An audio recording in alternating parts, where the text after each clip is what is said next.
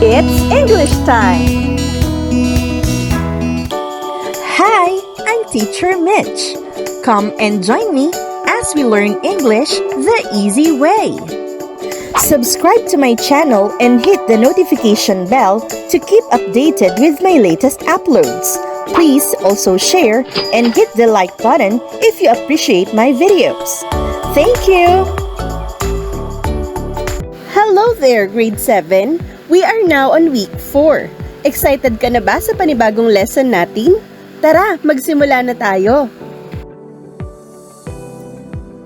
Our target learning competency for this video is examine the quality and structure of a news article as a journalistic text. And here are our learning objectives. Analyze the text, diction, and writing style at a sentence level. Distinguish varied techniques of quoting, paraphrasing, and summarizing words and statements.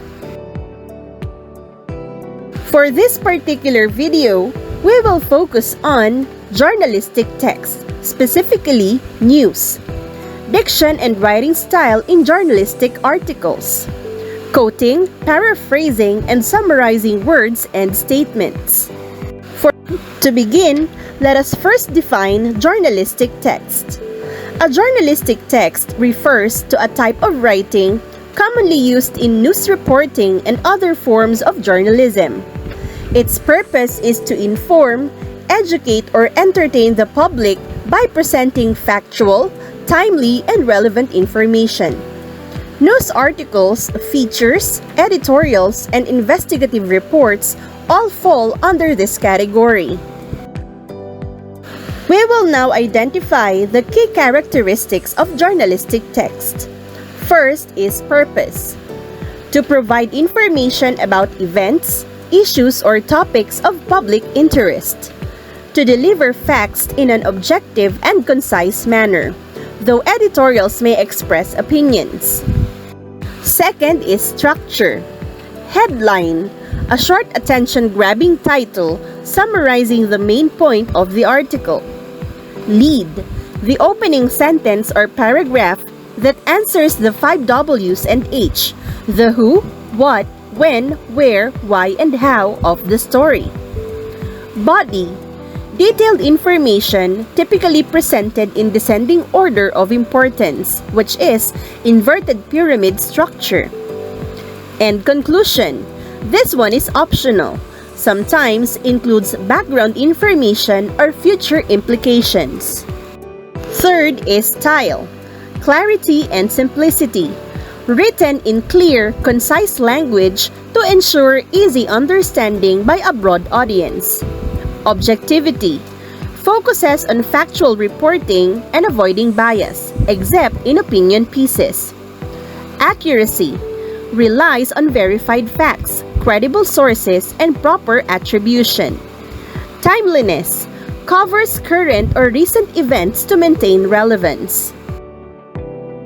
Fourth is tone, generally neutral and formal in news reports. Opinion pieces, columns, or features may adopt a more personal or persuasive tone.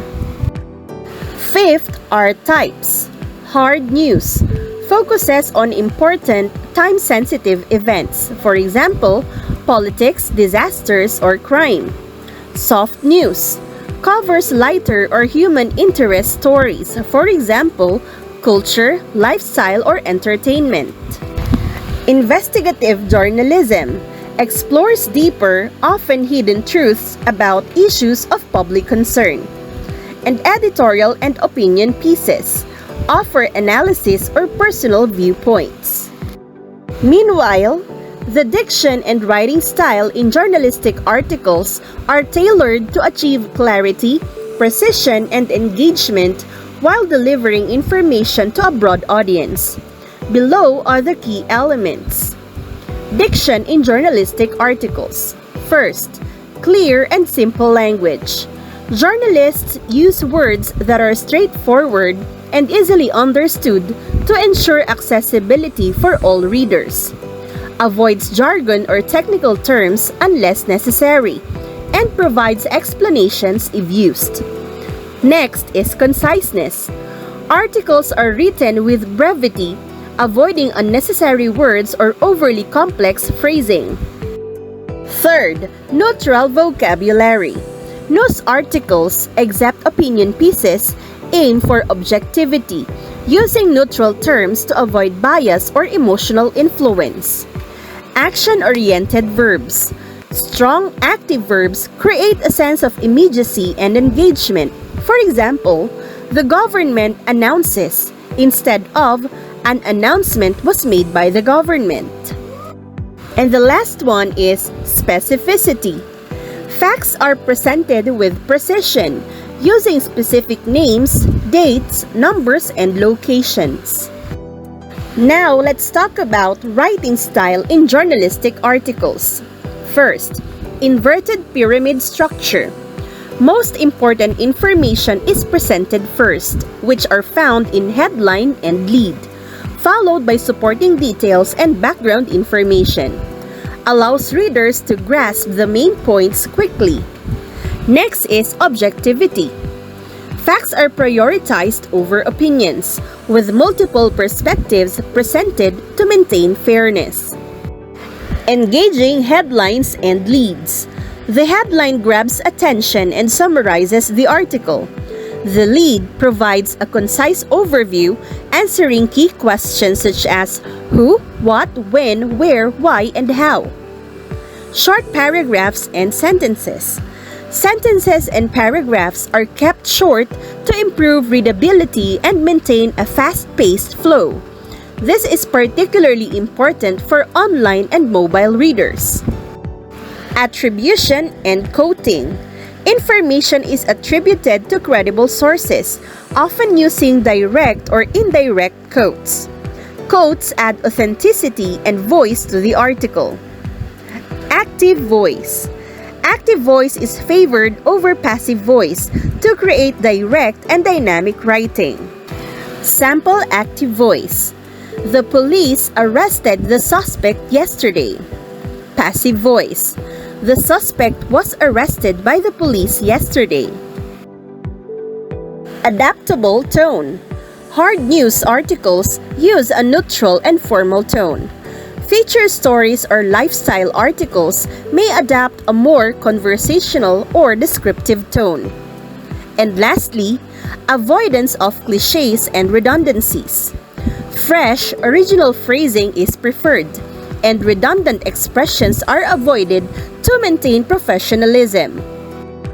Now, we are going to read a news article. Afterwards, let's pay attention to the analysis of its diction and style. Headline: Manila City to launch 1 billion peso housing project for informal settlers. Lead: The Manila City government unveiled a 1 billion peso housing project on Wednesday aimed at relocating over 5,000 informal settler families to safer and more sustainable living spaces. Body: The housing initiative, dubbed Bagong Bahay, Bagong Buhay, was announced by Manila Mayor Hani Lacuna during a press briefing at the City Hall. The project seeks to address the long-standing issue of informal settlements along waterways and danger zones, which pose significant risk to residents during typhoons and flooding. This program is not just about providing homes.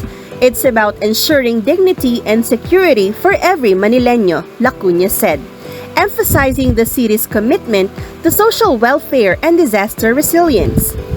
The housing units will be constructed in Tondo and Pandacan, with funding sourced from the city's 2025 budget and partnerships with private developers.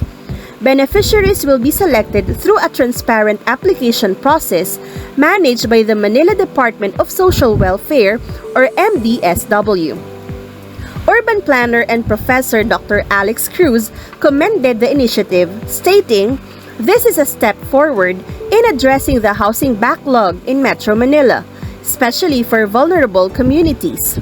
However, Several advocacy groups have called for further consultation to ensure that the relocation process does not disrupt livelihoods or access to essential services.